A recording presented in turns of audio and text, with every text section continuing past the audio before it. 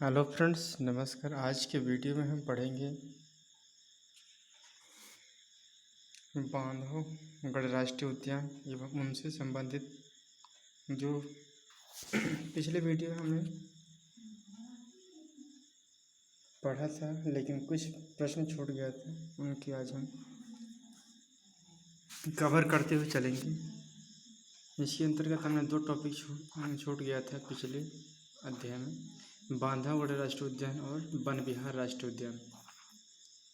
चलिए हम शुरुआत करते हैं।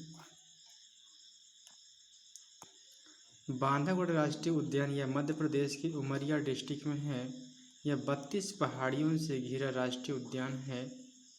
इसकी स्थापना 1968 में किया गया था। इसे प्रोजेक्ट टाइगर के रूप में 1993 में लाया गया। बाघों का सर्वाधिक घनत्व जो कि है इस राष्ट्रीय उद्यान में है। यह उद्यान सफ़ेद बाघों के लिए प्रसिद्ध है। यहाँ पर चरण गंगा नदी इस उद्यान से बहती है। यहाँ पर कबीर चौरा नामक प्रसिद्ध पर्यटक स्थल है। भारत का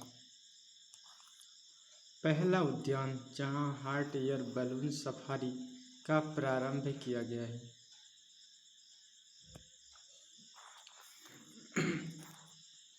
वन विहार राष्ट्रीय उद्यान के अंतर्गत मध्य प्रदेश के यह भोपाल डिस्ट्रिक्ट में है। वन विहार राष्ट्रीय उद्यान, इसकी स्थापना 1983 में है।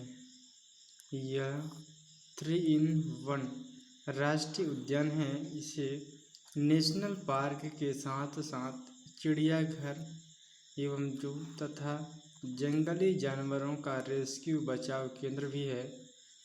इसमें प्रदेश की पहली रात्रि सफारी का प्रारंभ किया गया है। इस राष्ट्रीय उद्यान के अंतर्गत यहाँ पर स्नेक पार्क, जिसे हम सर्प उद्यान के नाम से जानते हैं, दूसरा है तितली पार्क स्थित। यह मध्य प्रदेश के भोपाल डिस्ट्रिक्ट में है। यह वन विहार राष्ट्रीय उद्यान के अंतर्गत इसे लाया गया है। एक बार फिर से हम रिवीजन कर लेते हैं कि बांधवगढ़ राष्ट्रीय उद्यान मध्य प्रदेश के उमरिया डिस्ट्रिक्ट में है।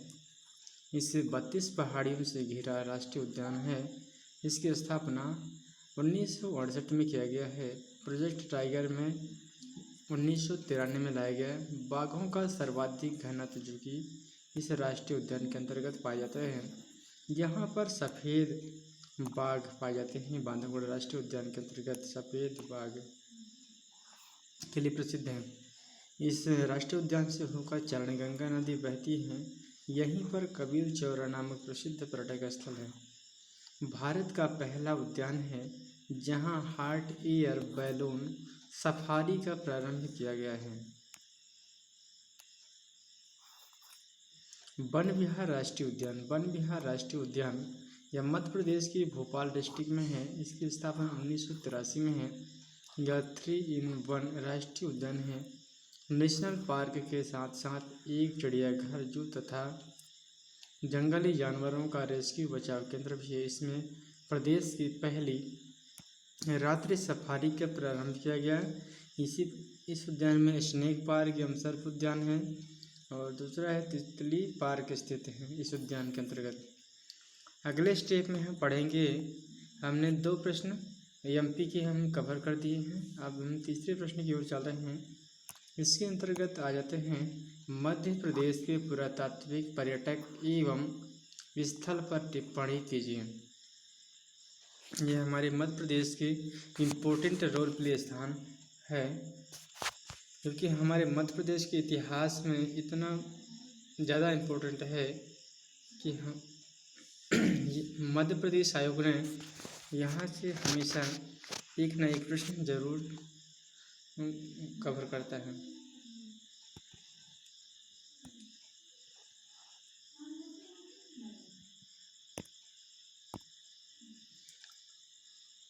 आदमगढ़ जो कि मध्य प्रदेश के होशंगाबाद डिस्ट्रिक्ट में है, पशुपालन के प्राचीन साक्ष्य हैं। बड़ी मात्रा में पूरा पाषाण युग के औजार मिले हैं। यहीं से मृदभांड के टुकड़े और हड्डियों के टुकड़े मिले हैं। दूसरा स्थान है, प्लेस है आगरा। आगरा जो कि यह मध्य प्रदेश के मंदसौर डिस्ट्रिक्ट में है। ताम्र पाषाण काल से लेकर गुप्त काल तक के युग के अवशेष मिले हैं। इस पाषाण काल के उपकरण प्राप्त हुए हैं। तांबे की कुल्हाड़ी एवं मृदभांड यहाँ पर मिले हुए हैं। अगला प्लेस है डांग वाला। डांग वाला जो कि मध्य प्रदेश के उज्जैन डिस्ट्रिक्ट में है। ये 2000 ईसा पूर्व से लेकर परमार काल तक पाषाण कालीन सभ्यता के अवशेष मिले हैं। इसके बाद आ जाते हैं इंद्रगढ़। इंद्रगढ़ जो कि यह मंदसौर डिस्ट्रिक्ट में यह भी है। इसकी खुदाई में शिव मंदिर के साक्ष्य मिले हैं। अगला है भीमबेटका जो कि हमारे मध्य प्रदेश पीएससी के लिए बहुत ही ज़्यादा इम्पोर्टेंट है। इसे हम डबल स्टार या ट्रिपल स्टार लगा दे तब भी कम है, क्योंकि मध्य प्रदेश आयोग ने इसे अपना फेवरेट क्वेश्चन के रूप में शामिल करता है। मध्य प्रदेश के भीमबेटका जो है यह मध्य प्रदेश के रायसेन डिस्ट्रिक्ट में है। यूनेस्को की विश्व धरोहर सूची में 2003 में शामिल किया गया है। यह प्रागैतिहासिक काल के अवशेष मिले हैं। यहाँ पर विश्व का सबसे बड़ा गुफा समूह माना गया है इसे, भीमबेटका को। अगले स्टेप में हम नागदा पढ़ते हैं। तो नागदा उज्जैन डिस्ट्रिक्ट में है। ताम्र पाषाण कालीन अवशेष है। नवदा टोली जो कि यह खरगोन डिस्ट्रिक्ट में है। यह मालवा की या मालवा कालीन ताम्र पाषाण के अवशेष यहाँ से प्राप्त हुए हैं। एरण, ये भी हमारे मध्य प्रदेश के पीएससी की दृष्टि से इम्पोर्टेंट प्रश्न है। इसे हम ट्रिपल स्टार के रूप में शामिल कर लेते हैं, क्योंकि एरण जो है यह मध्य प्रदेश के सागर डिस्ट्रिक्ट में है और यहीं से सबसे पहली बार सती प्रथा का प्रमाण मिला है लिखित रूप में। ताम्र पाषाण कालीन सभ्यता के अवशेष यहीं से प्राप्त हुए हैं, ऐसा माना जाता है। तो फ्रेंड्स, एक बार फिर से हम रिवीजन कर लेते हैं जल्दी में, कि जिसकी भी आप लोगों को समझने में या याद करने में कोई भी दिक्कत न हो। तो चलिए एक बार फिर से रिवाइज कर लेते हैं कि आदमगढ़ जो कि है होशंगाबाद डिस्ट्रिक्ट में है। या पशुपालन के प्राचीन साक्ष्य मिलते हैं। यहाँ से बड़ी मात्रा में पूरा पाषाण युग के औजार मिले हुए हैं। मृदभांड के टुकड़े और हड्डियों के टुकड़े मिलते हैं। अगला है आबरा। आबरा मध्य प्रदेश के मंदसौर में है। ताम्र पाषाण काल से लेकर गुप्त काल युग तक के अवशेष यहाँ पर मिले हुए हैं। पाषाण काल के उपकरण प्राप्त हुए हैं। तांबे के कुल्हाड़ी व मृदभांड मिले हुए हैं यहाँ से। अगला है डांगवाला। डांगवाला जो कि उज्जैन में है। 2000 ईसा पूर्व से लेकर परमार काल तक का ताम्र पाषाण कालीन सभ्यता के अवशेष मिले हैं। इंद्रगढ़ मंदसौर में है। या खुदाई में भगवान शिव के मंदिर के अवशेष यहाँ पर मिले हुए हैं। भीमबेटका हमने पहले भी बता दिया है कि ये मध्य प्रदेश पीएससी के फेवरेट क्वेश्चन है। तो फ्रेंड्स, इसे ज़रूर से ज़रूर आप लोग याद कर लीजिएगा। तो चलिए, भीमबेटका यह रायसेन डिस्ट्रिक्ट में है। यूनेस्को की सूची में शामिल है। 2003 में प्रागैतिहासिक काल के अवशेष मिले हैं। यह विश्व का सबसे बड़ा गुफा समूह है।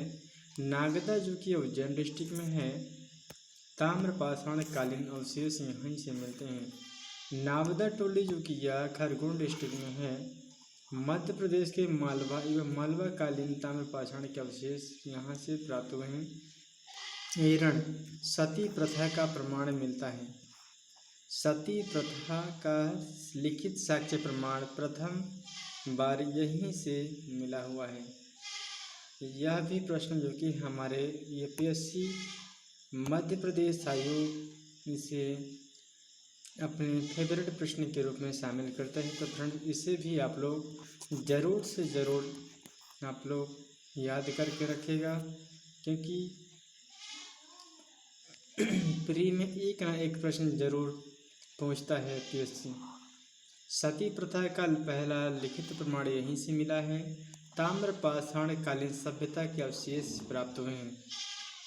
तो फ्रेंड्स आज का वीडियो हम यही एंड करते हैं, फिर नेक्स्ट वीडियो हम फिर मिलेंगे। तब तक के लिए थैंक यू सो मच। जय हिंद, जय भारत।